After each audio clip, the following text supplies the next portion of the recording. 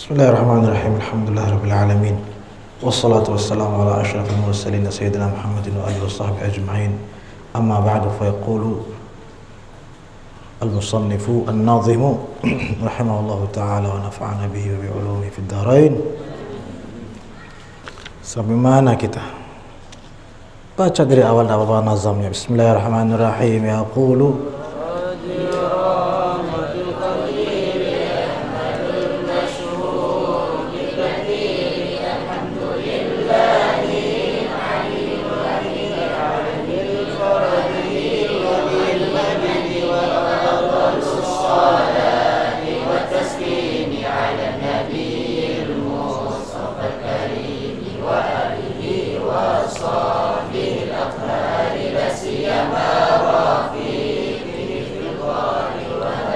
ini wa alihi wa sahbihi al-athhari, dan kepada keluarga beliau, sahabat beliau yang suci, yang mulia, la siyama, terutama atau tak terkecuali rafiqihi, sahabat beliau, fil ghari, di waktu di gua, yaitu Sayyidina Abu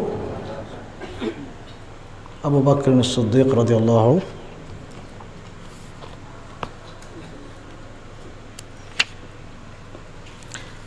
Padahal sudah masuk di sahabat. Sayyidina Abu Bakar sudah masuk di wa alihi wa sahbihi. Bahkan sahbihi sudah masuk di alihi sebenarnya, kan begitu. Kan dari makna yang lain, makna yang luas. Tapi kenapa disebutkan Sayyidina Abu Bakar khususnya? Ya karena memang derajat beliau lain daripada yang lain. Ketika ditanya semua sahabat tentang apa ibadah yang mereka suka, masing-masing menjawab dengan berbagai macam ibadah. Ada yang bilang saya suka birrul walidain, salat pada awal waktunya, ada yang bilang sedekah. Masing-masing menjawab dengan berbagai macam ibadah yang bagus-bagus. Tapi giliran Sayyidina Abu Bakar radhiyallahu anhu ditanya, apa yang kamu paling suka ya Abu Bakar? Maka beliau menjawab, an-nadhru ilaika, memandang wajahmu ya Rasulullah, wal julusu baina yadaika, dan duduk di majlismu ya Rasulullah. Apa kata Sayyidina Abu Bakar? Wa infaqu ma ladaika. Kemudian Rasulullah sallallahu alaihi wasallam berkata kepada sahabat-sahabat yang lain, sabaqakum imanu Abi Bakar, kalah kalian sama imannya Abu Bakar. Memang spesial. Padahal yang disebut oleh sahabat-sahabat lain ibadah-ibadah luar biasa lah, ibadah-ibadah yang berat, ibadah-ibadah yang tinggi-tinggi lah.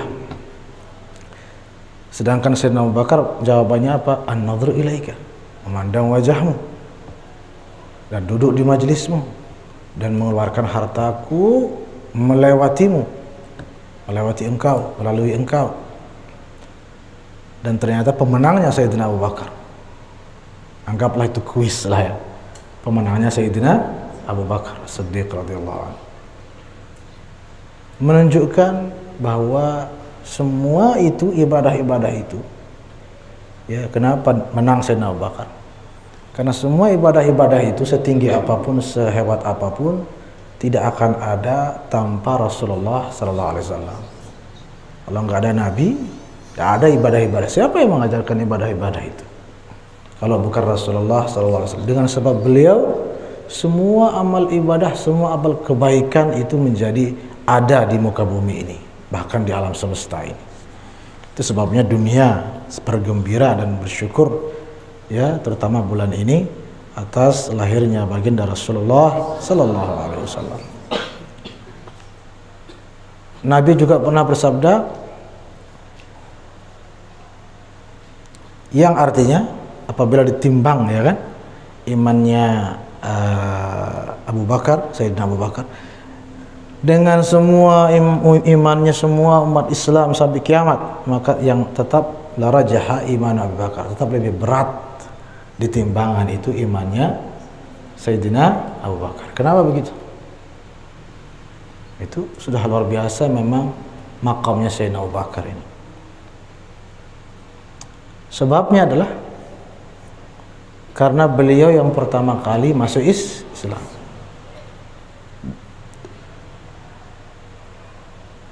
yang kemudian setelahnya banyak yang masuk Islam. Maka masuk Islam itu sudah menjadi tradisi yang baik.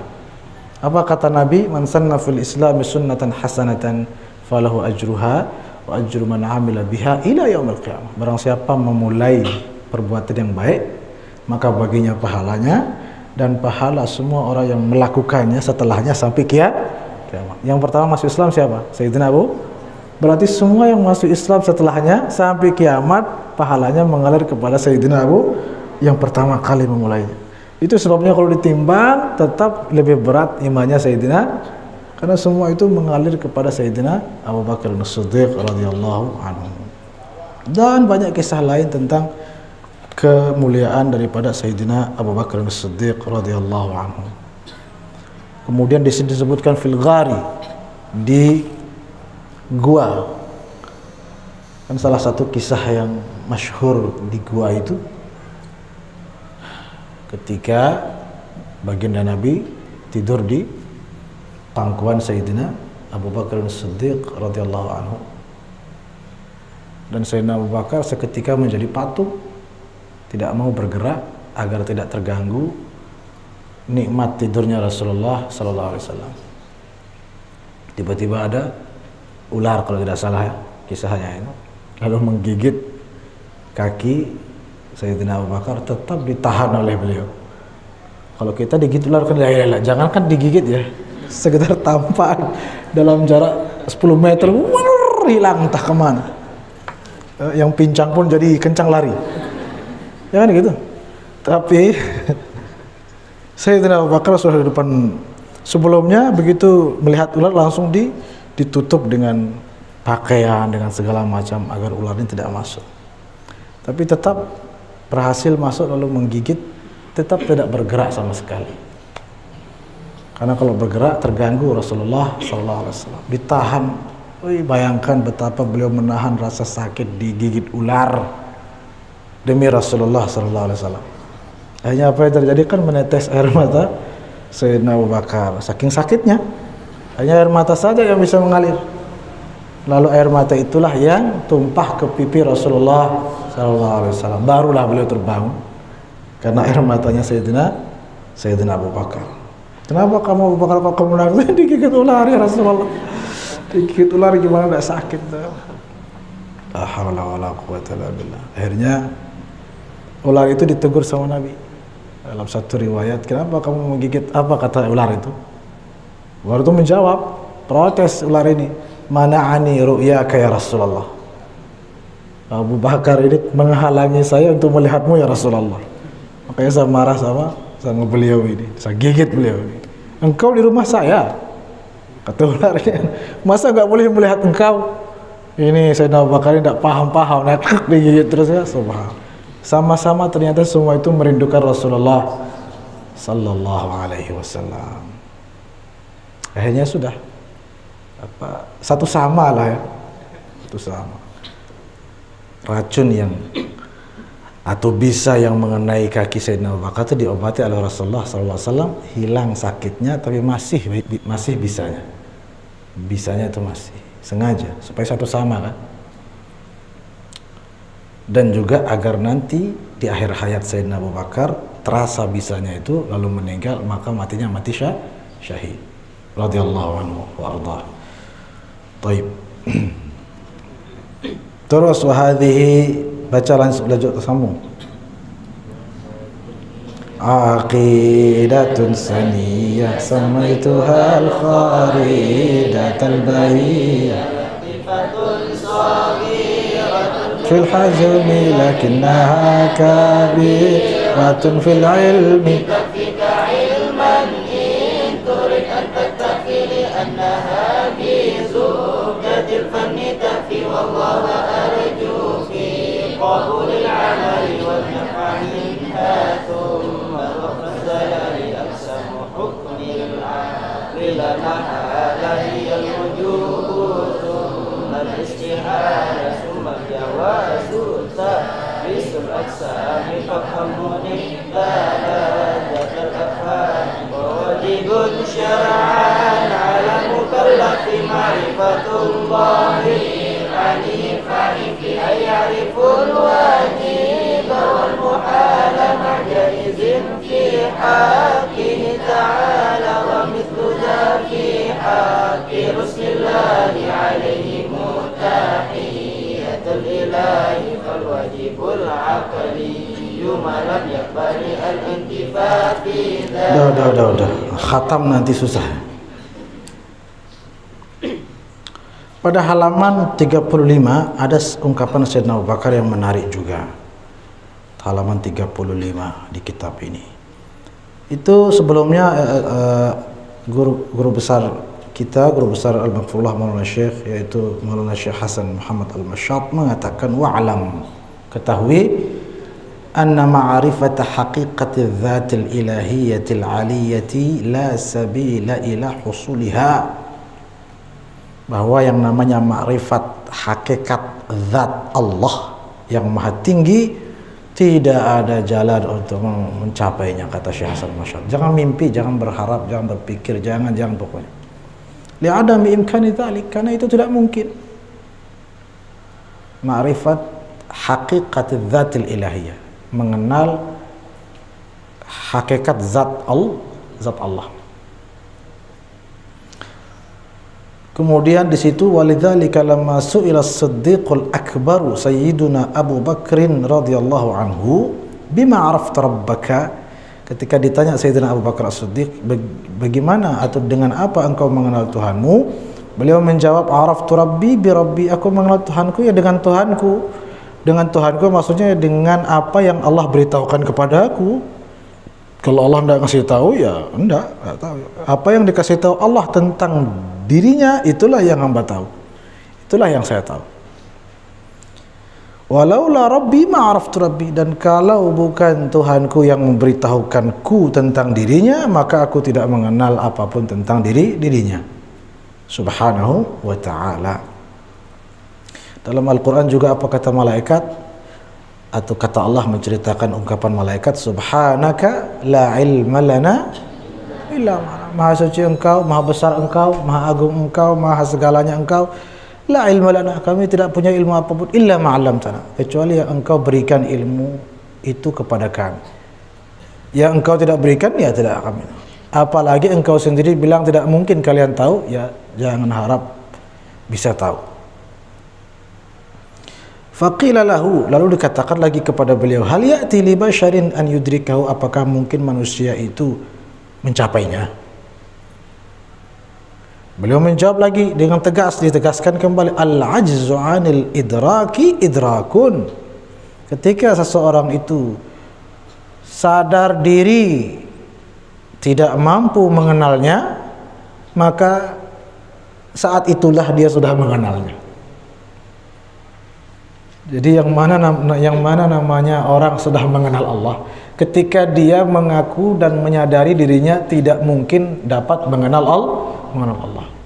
Oh iya, sudah pintar sudah itu. Justru yang mengatakan saya sudah mengenal Allah, saya bisa mengenal Allah, zat Allah begini, apalagi berbicara tentang zat Allah dengan berbagai bahasa dan berbagai apapun teori, maka dialah yang paling tidak tahu dan tidak kenal tentang Allah subhanahu wa ta'ala. Baik. Lanjut lagi kah? Tadi sampai mana? Thumma alaman sudah.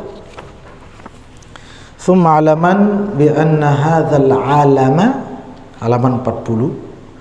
Thumma alaman, kemudian ketahuilah, bi anna hadzal alama, bahwa alam semesta ini, ay ma siwallahil aliyil alima, alam semesta adalah segala sesuatu selain Allah al-alima, yang maha alim, maha berilmu, maha mengetahui.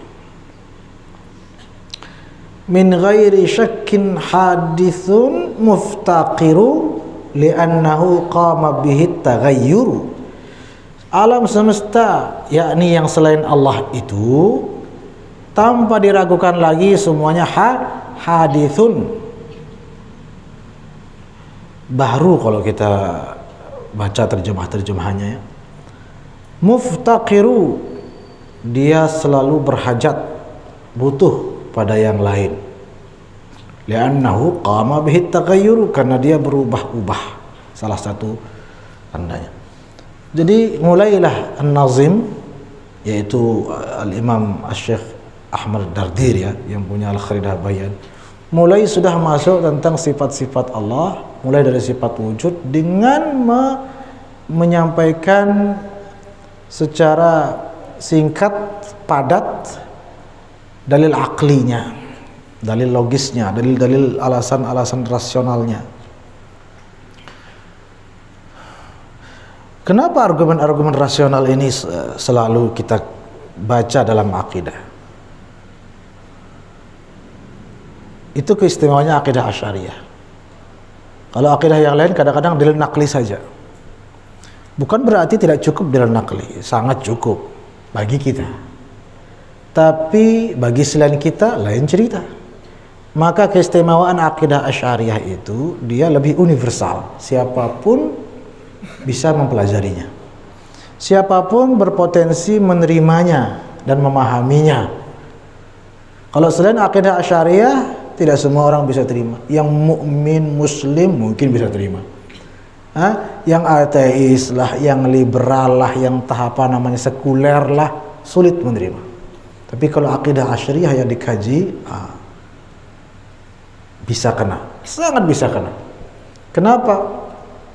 Jadi cerita pendeknya atau kisah singkatnya akidah Asy'ariyah ini juga perlu dipahami baik-baik supaya tidak ada asumsi bahwa akidah Asy'ariyah ini Imam Abul Hasan Al-Asy'ari yang karang-karang. Tidak. Akidah Asy'ariyah ini adalah murni akidah Rasulullah sallallahu alaihi wasallam yang kemudian diyakini dan diteruskan, diajarkan oleh para sahabat, para tabi'in, para tabi'ut tabi'in, dan para salafus salih. Termasuk imam yang 4, Imam Abu Hanifah, Imam Malik, Imam Imam Asy-Syafi'i, Imam Ahmad bin Hanbal, dan seterusnya. Dan pada waktu itu memang dalil naqli yang menonjol. Dalil akli tidak begitu ditonjolkan. Tiba pada satu masa, tiba pada satu zaman di mana muncul orang-orang yang mendewa-dewakan akal. Muncul pada zaman tertentu, beberapa tahun ataupun bahkan beberapa abad setelah masa Rasulullah sallallahu alaihi wasallam. Mereka mendewa-dewakan akal, jadi sedikit-sedikit harus masuk akal. Kalau tidak masuk akal nggak diterima. Muncul itu beberapa abad kemudian. Nah, mereka ini dikasih tahu dalil naqli, Allah berfirman, Rasulullah telah menyampaikan, tidak mau dia, tidak percaya dia, tidak terima dia. Nah, maka mulailah akidah Islam yang sudah diajarkan oleh Nabi itu sallallahu alaihi wasallam ya mengalami gangguan, kira-kira begitu. Diganggu, dikontaminasi oleh sekelompok orang. Muncullah Imam Abul Hasan Al-Asy'ari sebagai pahlawan yang membela akidah Rasulullah SAW, akidah Islam. Kalau nggak ada beliau, gawat. Sudah banyak mulai muncul orang-orang yang tidak menerima akidah Islam ini. Dianggap apa? Nggak masuk akal. Datang orang cerdas, orang mulia yang bernama Imam Abul Hasan Al-Asy'ari yang sudah menguasai ilmu logika, lalu mengatakan kepada mereka, hei para orang-orang yang sok berakal lah, sini hadapi saya. Akidah Islam ini tidak berakal, kata siapa tidak berakal? Ayo debat sama saya, ayo debat sama saya. Terjadilah perdebatan, terjadilah diskusi, maka terbungkam mereka semua. Dan di sana berhasil mampu Imam Abul Hasan Al-Asy'ari radhiyallahu anhu warḍah membela, mempertahankan, memperkokoh akidah Islam dengan dalil naqli plus dalil akli, sehingga semua kalangan tidak bisa menolak dan kemudian menerima agama agama Islam. Baik. Alhamdulillahirabbil alamin. Maka itulah sifat wujud, dikatakan semuanya muftaqirun. Semuanya membutuhkan. Yang namanya membutuhkan secara akal, secara logika, berarti itu sudah hadis. Itu sudah ada yang buat dia, ada yang ciptakan dia. Makanya dia butuh pada yang lain. Kan begitu. Dia butuh pada yang lain, berarti ada lain yang duluan, sehingga dia butuh sama yang lain itu, gitu kan. Selama sesuatu itu butuh sesuatu, yaitu berarti hadis. Itu berarti bukan qadim, yang otomatis bukan Tuhan.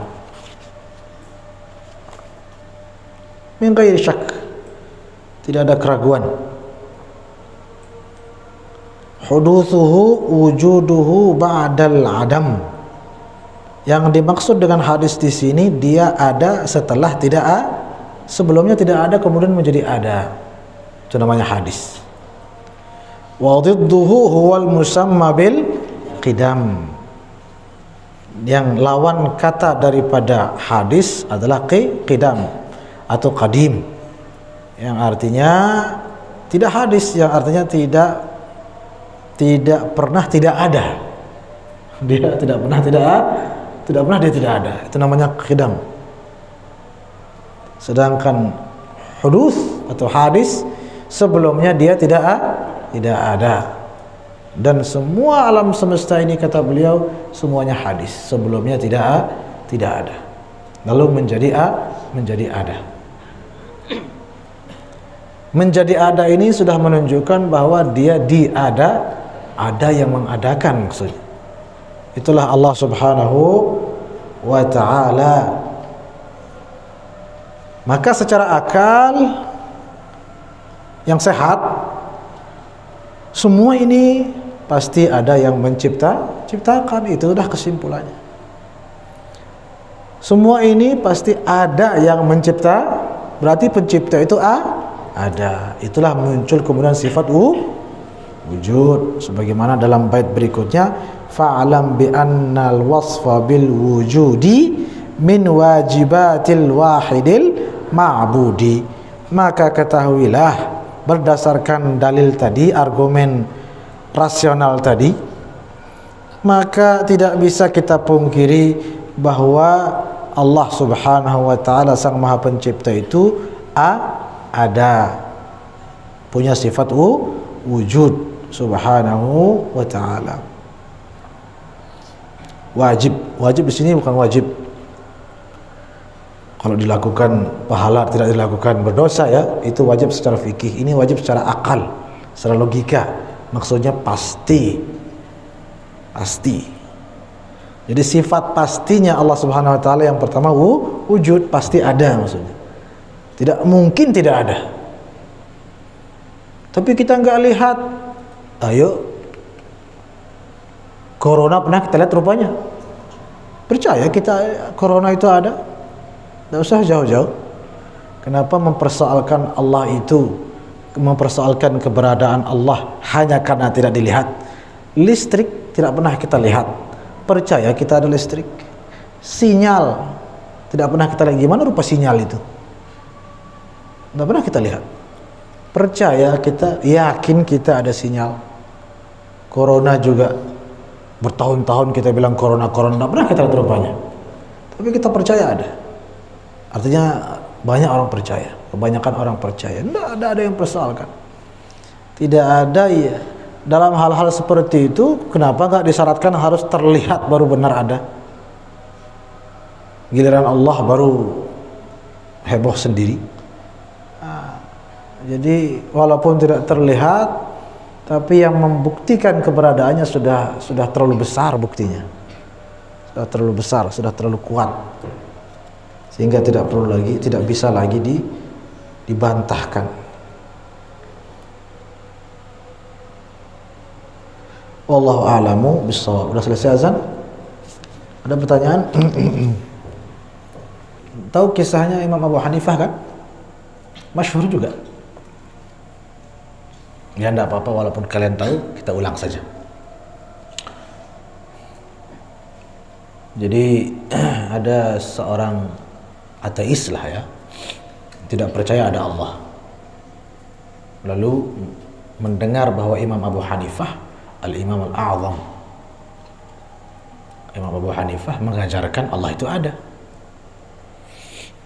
Ditantanglah Imam Abu Hanifah, coba mana itu yang paling kalian andalkan itu, imam siapa namanya? Abu Hanifah ya? Coba suruh hadapi saya tantang di sini, berdebat. Benar nggak Allah itu ada? Panggil dia, saya tantang.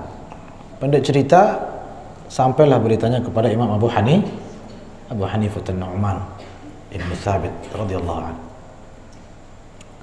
Akhirnya Imam Abu Hanifah, ya sudah, tanggal berapa, tanggal sekian, jam berapa, jam sekian, anggaplah habis maghrib atau jam 7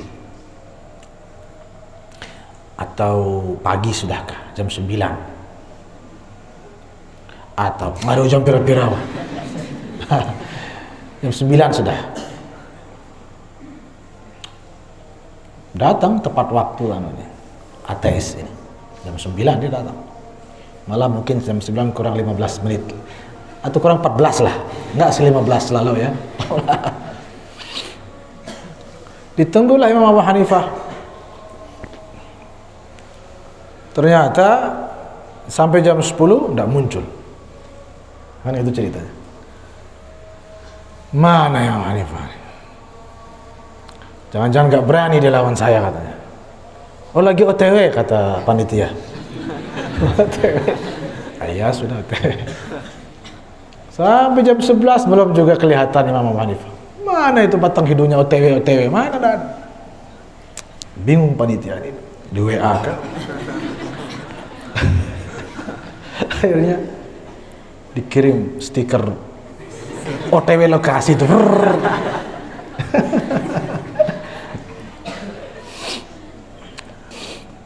Ternyata jam setengah 1 lebih sekian menit baru datang Imam Abu Hanifah. Udah lapar ateis ini ya. Baru datang Imam Hanifah.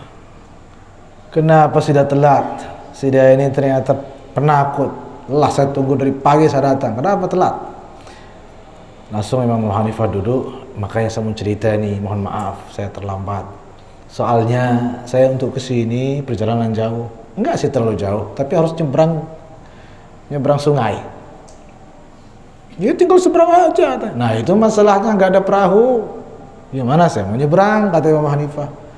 Ya terus kok bisa kesini? Nah makanya saya mau cerita, dengar dulu slow. Ini cerita lah Imam Hanifah. Begitu saya menunggu perahu datang, nggak datang. Tiba-tiba ada kayu lewat. Kayu ya, kayu lewat. Nah, terus datang lagi kayu dari sana. Nah, terus datang lagi kayu dari sana. Terus ayo, datang dari mana? Boy datang sudah.